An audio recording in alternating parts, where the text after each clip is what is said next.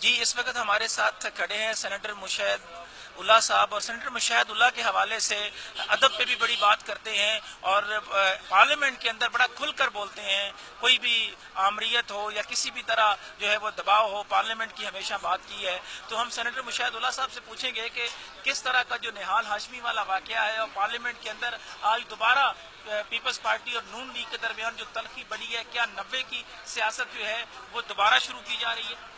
جی بسم اللہ الرحمن الرحیم. پہلی بات تو نہال ہاشمی صاحب نے جو بھی سٹیٹمنٹ دیا تھا اس کو کسی نے حکومت نے ڈیفینڈ نہیں کیا، بلکہ فل فور اس پہ ریئیکشن کیا اور جو میکسیمم ایکشن ہو سکتا تھا وہ ان کے خلاف کیا، جس کو پریس کرنا چاہیے تھا. عدلیہ نے نوٹس بعد میں لیا، حکومت نے ہمارا ایز اے گورنمنٹ اور ایز اے پارٹی پہلے اس کا نوٹس لیا ہے. تو میں یہ سمجھتا ہوں کہ اور جبکہ دوسری پارٹیوں کی صورتحال یہ ہے کہ وہ ان کے جو لوگ کرپشن میں پکڑے جاتے ہیں انہیں وہ عہدیدار بنا دیتے ہیں اپنی پارٹی کا، انہیں پروٹیکٹ کرنے کے لیے، بلکہ ایان علی جیسی کو لیے مظاہرے بھی کرتے ہیں. تو ہم نے یہ کام کبھی بھی نہیں کیا اور نہ آئندہ ہم کریں گے، اس لیے کہ ہم اداروں کی جو ہے رسپیکٹ کرتے ہیں. دوسری جہاں تک بات ہے اپوزیشن اور حکومت کی، تو آپ نے یہ دیکھا کہ کل تو حکومت اور اپوزیشن نہیں تھی، کل تو ریاست اور اپوزیشن تھی.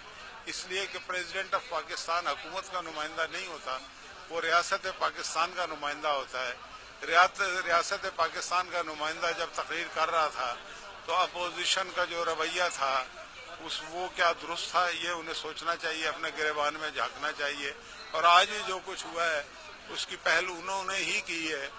اور میں یہ بھی سمجھتا ہوں کہ وہ یہ اس لیے کر رہے ہیں کہ وہ سمجھتے ہیں کہ اس طرح کا احتجاج کر کے وہ آئندہ الیکشن میں یعنی کہ ہمیں ملائن کر کے ووٹ حاصل کر سکیں گے. تو ایسا نہیں ہوگا. اس لیے نہیں ہوگا کہ لوگ یہ پوچھیں گے جو سندھ میں حکومت میں ہے پارٹی، یہاں اپوزیشن میں ہے، کہ آپ نے 91 ارب روپے لاڑکانہ کی ترقی کے نام پہ کس کس کی جیبوں میں گئے، اس کا حساب مانگیں گے.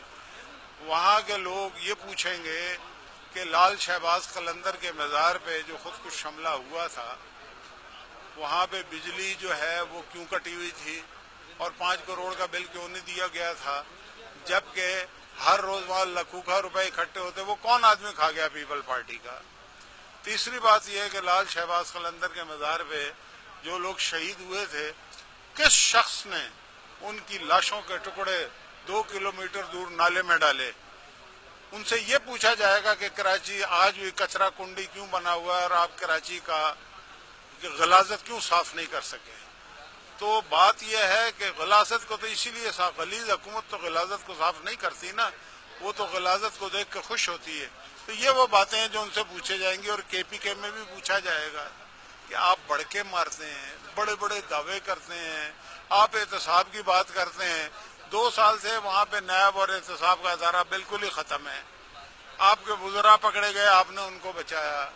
عمران خان نے جہانگیر خان ترین کو سارے مائننگ کے ٹھیکے دے دیے کے پی کے کو. یہ سوال ہم سے ہوگا. وہ یہ بچ نہیں سکتے یہ کہہ کے کہ شوکت خانم ہم نے بنایا. شوکت خانم بنایا ہمارے پیسوں سے. آپ کی حکومت نے کتنے شوکت خانم بنائے ہیں وہاں پہ؟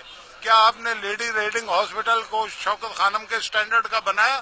نہیں بنایا. تو اس طرح کی بات مت کریں. کتنی یونیورسٹیاں بنائی. آپ وشال خان جو ہے جو وہاں پہ ولی خان یونیورسٹی میں جس کو بیچارے کو بے گناہ شہید کر دیا گیا، اس کے جو ملزمان ہیں 57 ان میں ایک بندے کو انہوں نے بھگا دیا جو ان کا پی ٹی آئی کا عہدیدار تھا. تو یہ سوالات ہونے اگلے الیکشن میں. یہ نہیں ہونا کہ یہاں پہ آپ نے کتنا احتجاج کیا تھا اور ان سوالوں کا آپ کے پاس کوئی جواب نہیں. ہم سے ہماری کارکردگی کا سوال ہوگا. ہمیں بتانے کی ضرورت ہی نہیں ہے کہ ہماری کارکردگی کیا ہے. جو 4 سال پہلے ہمیں جس طرح سے حکومت ملی تھی، آج نقشہ تبدیل ہے پورے ملک کے اندر ہر لحاظ سے، ہر سطح پہ.